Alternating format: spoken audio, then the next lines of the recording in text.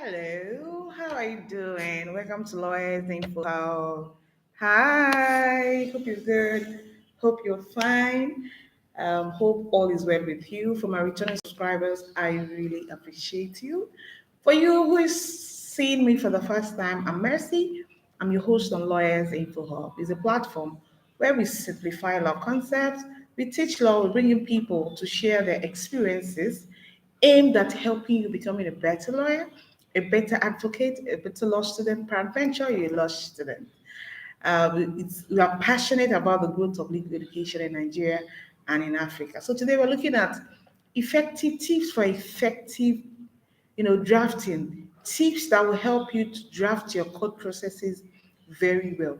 Tips that will help you in your letter writing, in your drafting of court processes, drafting of any type of court process, be it motion, be it affidavit, be it a preliminary objection, be whatever your final written address, you're making an argument, whatever you're drafting, what are the tips you need?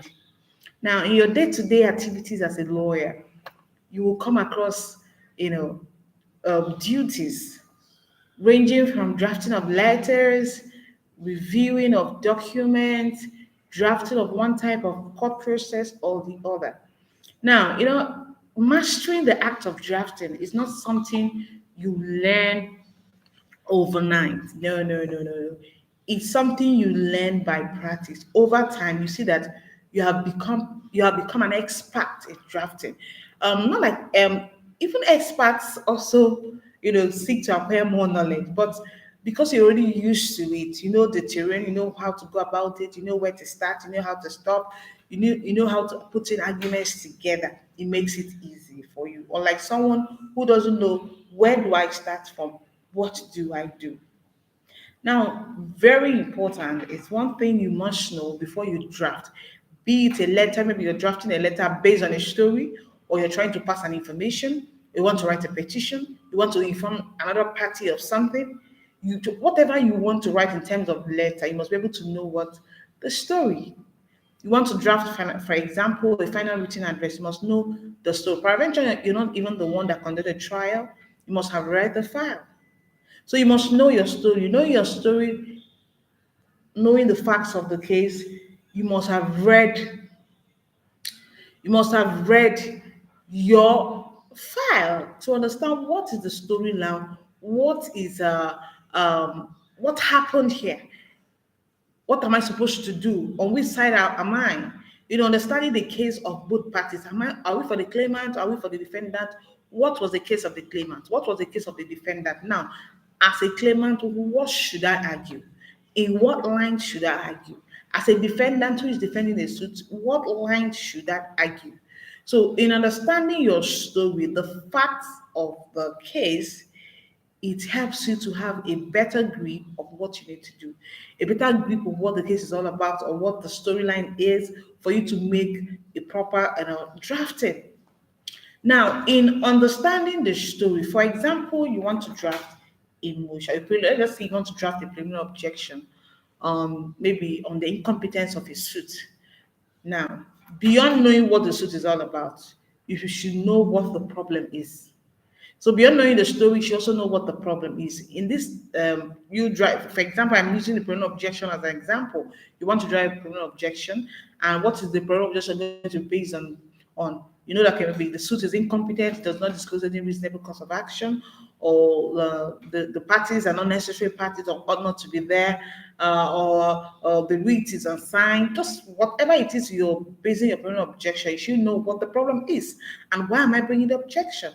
That way, in bringing it by way of emotion, you know what you're praying the court for. You know what your affidavit should contain. Then, in drafting your written address, what is the argument? Your argument should be in favor of those things you're looked at that are improper or not right.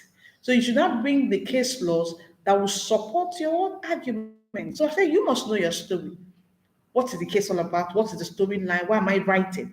Then you must know what the problem is. In identifying the problem, it helps you articulate the right case laws or how the right choice of words to use. Very important.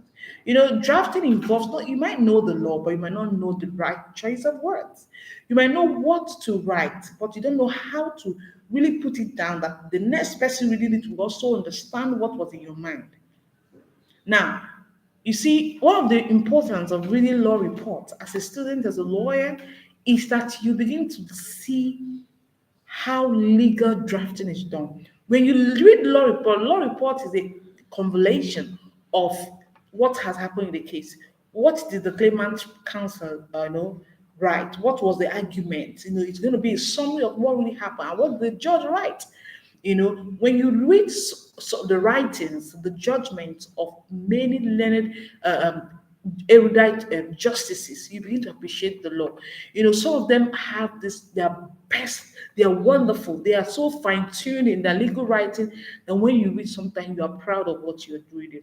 So have this habit of always going through law reports. It helps redefine your legal thinking. It helps helps you have a grasp of legal words to use, how to construct legal words to make meaning, to drive home your point. Another tip you need to learn in drafting is, for me, what works for me is I put in my case in my mind. I create a fiction of what has happened. I'm in this situation. What do I do? What line of argument will I be able to prefer to put forward that will convince the judge that what I'm saying is right? What type of defense, what argument am I going to use to make my defense believable, to make my defense, sink in line with the law? That is what I should think. I'm going to, have, a lawyer is that person who must be able to work with your mind. You must create this case that you write on in your mind. You ask yourself, what should I argue? What is our line of argument? In big firms, before some processes are drafted, or for example, you're drafting a final written address, which is the last document you're going to file before judgment is given. There is a conference. Many offices do it. You have your conference for that particular matter, wherein you ask questions for those who have participated in the matter. Okay, what is our line of argument? Everybody will begin to throw in their suggestions. We should argue this line, we should argue this line, this is what exactly we should do, this is the line, this is it, this is our case. We should be able to expand this, they were not able to prove their case, or we proved our case with the evidence adduced. Everybody is bringing in what their suggestion based on what the thing. Now, for the person who will be assigned to start the draft, it is good that when you do a draft, people go through it because you don't know everything. What you might, a lot of one or two corrections will help your work to become fine-tuned. So that the fact that you gave someone else's work to go through doesn't make you less of a lawyer, or doesn't make you feel that you didn't draft anything. No, but passing it through others, elevates the, let's say, it helps it to be fine-tuned. But let's just put it that way. It makes it to become the best, or the perfect brief, or the perfect writing you want it to be. Now, when you have been assigned to do that work, based on what everybody has said, you have put down your point, you now go through it again. What are the facts? What happened during evidence? What are the documents that were standard? You now begin to put them two by two. This is the evidence. Were they able to prove this in during the cross-examination, during the evidence in chief? What did they tender? Was there objection? What is the value? What is the weight, the cost you attach to certain document? This is now where you begin to do your evaluation. Just like I said earlier, I play it in my mind. So when I play it in my mind, when I begin to write, it begins to flow. Another thing you must do for legal writing or for drafting of court processes is knowing the law. Now you have identified what are my issues, what am I talking about? You begin to research on the laws that aligns with your argument, that aligns with your thoughts. You make your research. What am I arguing about? Maybe I'm talking about defamation, or I'm going to argue on libel. Look at what are the consequences of libel. What does the law say on libel? Look at the various forms when it's for and when it's against, depending on whether you're for the claimant or whether you're for the defendant. You look at for issue of maybe issue of breach of contract. Okay, what was the contract? What part of the contract was breached? Was there a cost that led to the breach? Was it, these are things you look out for, the issue of damages. So you have your research. Research, you're not just researching only for what you're writing, you're researching on it in a whole. Don't research piecemeal. Researching the whole, okay, what should be what are the consequences of a contract? Okay, when there's a breach of contract, what happens? You look at what causes it, look at, okay, what can happen, what evidence, or what can come up, or what can a defendant, peradventure you're the defendant, bring up to, okay, to say this was what caused the breach, was not intentional, it was not natural, something happened that caused us not to be able to, there was an act of God, for example, or something happened, or maybe there is a provision in that contract that says where, for example, this contract cannot be carried out for so factors. This is now where you bring out the source. That's what they call the source. That's the juice of the case.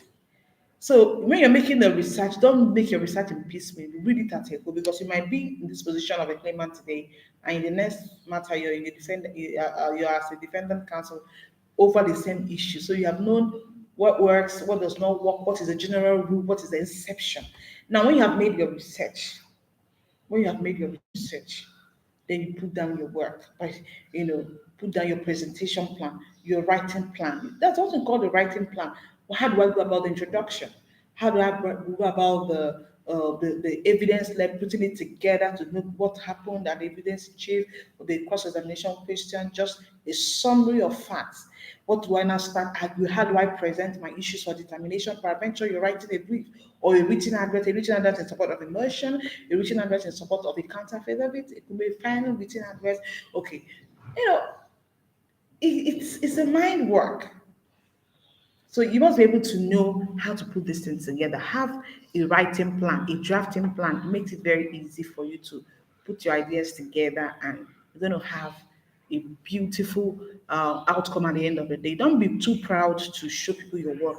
Let your seniors go through what you've written, even if it's colleagues of the same rank level. Please help me go through this thing. There are some things you may not be able to cross those I's, those T's, and dot those I's. But we might feel it's done. But when someone looks at it like this is this, or this sentence is not active, this. So when people correct your work, don't be belittled. Even if your boss or some of your senior, maybe they shout at you, why would you do this? See it as a process of learning. When you learn, you become better. What you see, when you are corrected on something, you see that naturally your mind takes notice of it, and next time you will make that mistake. Don't feel dejected when people correct your work. Be happy that at least you've done the skeleton and you're building on it. You've done the foundation and you're building on it. So over time, you see that your drafting begins to improve. Then in citing cases, which you must know which one is the ratio, you must know the one that is an obiter, you must be able to distinguish cases for when you're drafting. For example, I'm hitting it on final written address, maybe a brief. You must be able to distinguish cases. This person cited this. Is that really what the law said? Sometimes people don't read cases, they just cite it based on what they saw in the textbook or what they just saw somewhere. But when by the time you digest the case, you now see that the case is not even on all fours with what the issues is. You politely distinguish those cases. That's what makes an advocate, being able to, yes, this person cited this, but look at what the court says over this issue is not what as presented. Being able to see, when you see some processes and you see how they distinguish cases, you begin to appreciate, the skill in drafting. You begin to appreciate the skill in drafting. And you know what you learn overnight is when you see other people's process, be eager to read. Don't read people's process with that idea of what did this person write. That demeaning attitude, it makes you not even to get what you're supposed to learn. So when you see processes, appreciate the person who wrote it. Look at the line of argument. Look at the point the person is coming from. So that it gives you, like, you begin to learn. You don't learn overnight. You learn from other people. So drafting has its tips. This is not exhaustive, but I know the few tips I've shared here will help you. Prevention, you're drafting a letter, how to construct it, how to close a letter. You're drafting a court process, a motion, for example, or some process. You must know how to do it. You must look out for precedent. It's not bad to look out for precedent.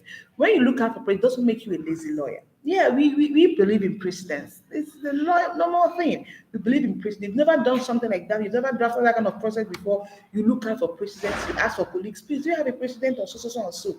You now get it. One of those tips of drafting is that you don't slavishly copy a precedent. You must align it to what is, on ground for you. You must align it with the facts of your own case. You see, sometimes people copy precedents and end up not even understanding what the differentiating it from the own facts with the one they copied from. So you must have, you must be able to see the precedent for what it is, then use your own facts or use, implement or put in what your own case is all about. So don't copy precedents slavishly. At the end of the day, their mistakes.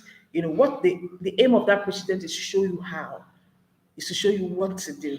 So, friends, I just hope you enjoyed today's class. Tips that will help you for effective drafting of court processes. It's not easy to be a lawyer.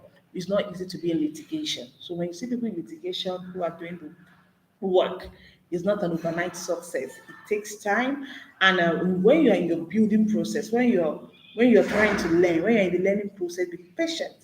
Over time you become. These are things you do in a snap of finger. 5 minutes you're done. 10 minutes you're done. 15 minutes you're done. 1 hour you're done. Some of that time when we started, sometimes people can do the briefs sometimes even in weeks as they are graduating, because they now know how to do it. It's taking few hours, it's taking few days, it's taking a lesser time. Yes. So, friends, I hope you've learned something. Please, if you have any question, drop it on the comment section. We'll be glad to respond to you. If you're yet to subscribe to the channel, please do hit the subscribe button. Share the video. Someone else might learn something from this video. Share this channel to others, Lawyers Info Hub, young lawyers, law students. Many people want to see what we are doing. Many people are even longing to even have channels like this, but they don't know about it. So sharing it might be of help to others. Yes, I remain your host, Mercy. Thank you for listening. Thank you for always stopping by, my returning subscribers. I really, really appreciate you. Thank you. Thank you. Thank you. We are here. It was a journey that we started like yesterday, and today we are here. We thank God for all He's been doing, and we pray that this channel will reach out to people positively. Yes, do take care of yourself. Bye for that. Yeah, thanks.